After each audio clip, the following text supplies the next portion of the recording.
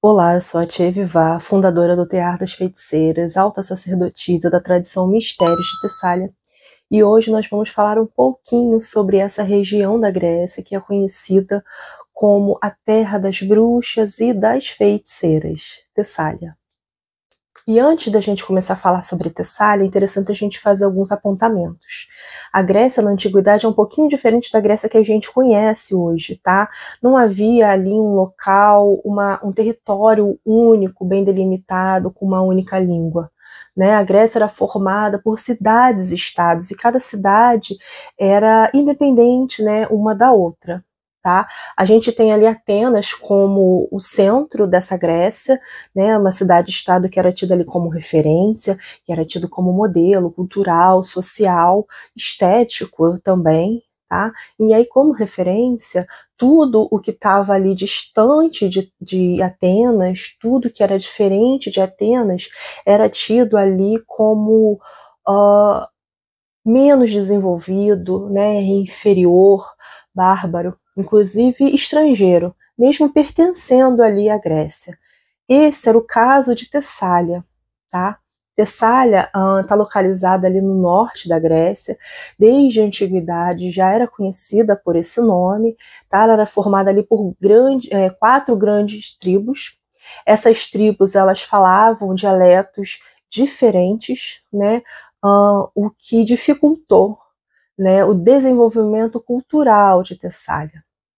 E aí, quando a gente olha para a Grécia, que era assim super bem desenvolvida, né, culturalmente, com as artes, né, ali com o nascimento ali da filosofia, Tessália era vista por esses atenienses como realmente uma cidade de pessoas intelectualmente inferiores, né, menos desenvolvidas, tá?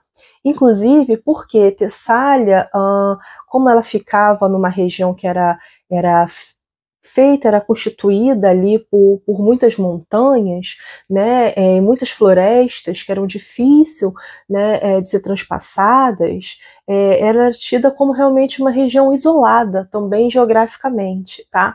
Ainda que muitas rotas comerciais daquela época passassem por Tessália, né, devido ao mar Mediterrâneo ali. Mesmo assim, ela era tida como uma região isolada. Então, com isso, com essa visão, né, que se tinha naquela época, Tessália realmente era tida ali como uma região de povos bárbaros, né, com costumes diferentes, que falavam uma língua diferente do que se falava na Atenas. Sem dúvida, essas questões sociais contribuíram, né, para a criação da imagem dessa bruxa que a gente conhece hoje, né? Quando a gente fala das bruxas de Tessália, já na antiguidade, elas já eram vistas assim como uma forma pejorativa, né? Eram mulheres, né, que se diziam que tinham hábitos horríveis, né, que eram horrendas, que andavam sujas, né, que roubavam crianças, que matavam crianças e tudo mais, tá? Mas quando a gente olha para Tessália assim com um olhar mais mágico, vamos dizer assim, a gente percebe que além dessa questão social, dessas lendas, né, da criação dessa imagem dessa bruxa, Tessália, sim, era um local mágico, era um local onde se praticava magia, né? Era um local onde tinham divindades que estavam ali intimamente ligadas a essas práticas mágicas. Só pela sua questão geográfica, né, pelas suas montanhas, pelas suas cavernas, pelo mar ali que banha, né, Tessália, já era tida como um local de poder. Né? A gente sabe que esses locais, montanhas, cavernas e mares são portais. Né? E já na antiguidade, eles já tinham esse entendimento. Tá? O próprio Monte Olimpo, que é ali o lar dos deuses olimpianos, já era situado ali em Tessália.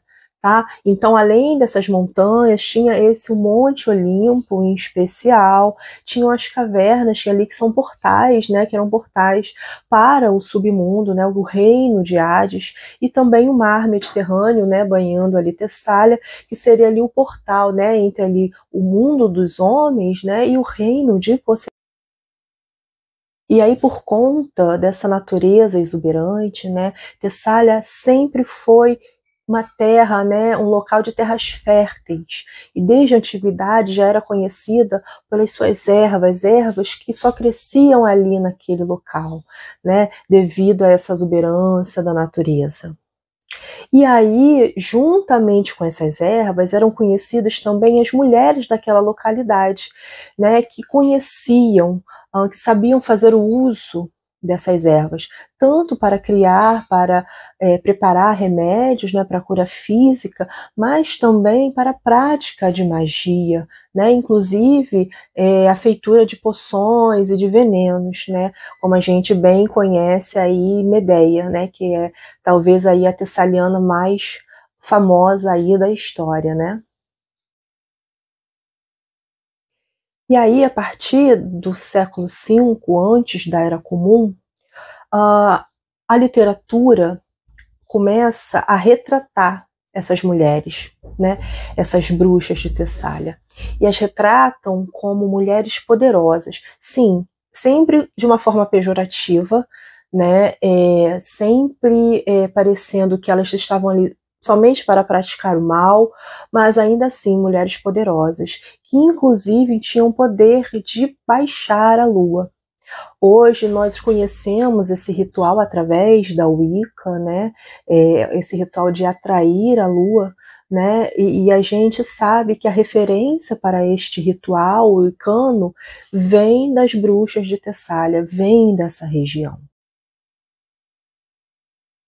E também em Tessália havia o culto de duas divindades que eram intimamente ligadas às práticas mágicas, às práticas de magia.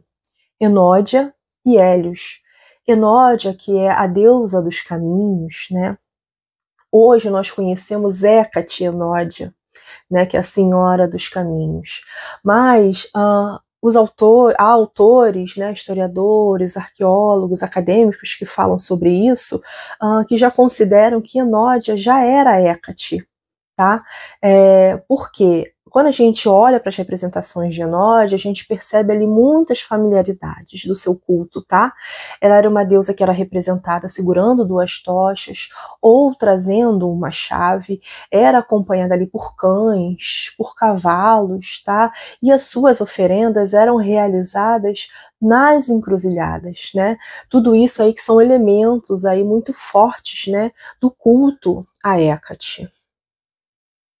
E falando sobre o deus Hélio, quando a gente Hélios, né, que é o deus Sol, né, que é a própria personificação do Sol, quando a gente analisa toda a sua linhagem, né, a gente percebe que todos os seus filhos, os seus netos, eles estão de alguma forma ligados a alguma prática mágica, tá? A gente tem aí Circe, né, que é a deusa feiticeira, a primeira deusa feiticeira que foi retratada pela literatura antiga, né? Temos Medeia, que é neta desse Titã, era uma deusa, era uma bruxa, né, uma sacerdotisa de Hécate, muito poderosa, né, que dentro assim dos seus poderes maiores eram o uso das ervas, né, o preparo de poções, mas ela também sim tinha esse poder de atrair a lua para baixo, de puxar a lua para baixo, tá?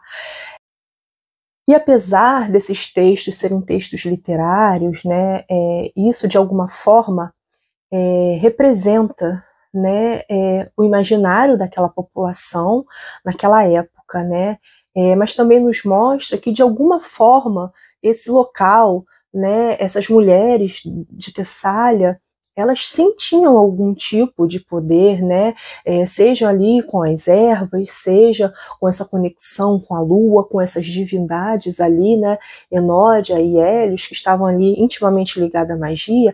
Essas mulheres eram vistas ali como poderosas, como tendo um poder mágico oculto, né, diferente ali da grande maioria das pessoas, tá? Magia era praticada dentro da Grécia inteira. A gente tem ali placas de imprecação que foram encontradas, a gente tem as colossói, né, que depois foram encontradas ali espalhadas ali por diversas localidades, não apenas em Tessália, tá? Mas a gente acredita que essas mulheres ficaram tão conhecidas na história pelo seu poder, né? Sim, tinha essa questão social, onde eles tentavam marginalizar, né, essa localidade, porque eram diferentes, né, desse modelo que era Atenas. Sim, tinha toda essa questão, né? E a de Tessália, que também vem a lenda das Strix, né, que eram as mulheres corujas, essas mulheres que se transformavam em coruja à noite para poder sugar o sangue dos homens virgens e inocentes, roubar as crianças, né?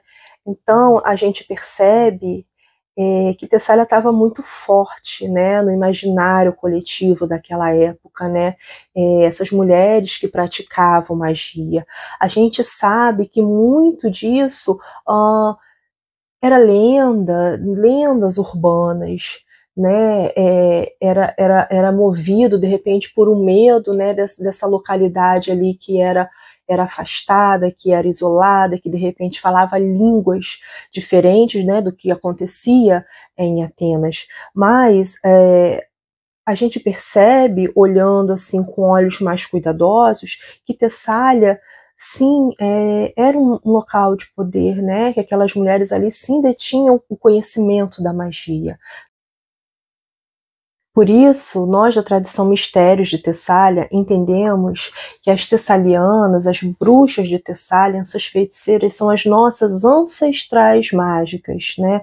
São as primeiras bruxas ali da região da Grécia, são as primeiras mulheres ali que detinham o poder oculto das ervas, né? São as primeiras mulheres que cultuaram divindades que estavam ali intimamente ligadas às práticas mágicas, que tinham ali essa ligação com a lua, né? E com práticas que mais tarde se tornariam a bruxaria que a gente conhece hoje.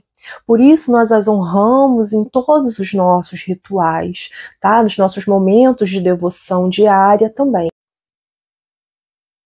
E se você chegou aqui até o final desse vídeo, eu te agradeço. Peço que se inscreva aqui no nosso canal, que curta os nossos vídeos e que compartilhe com seus amigos, tá?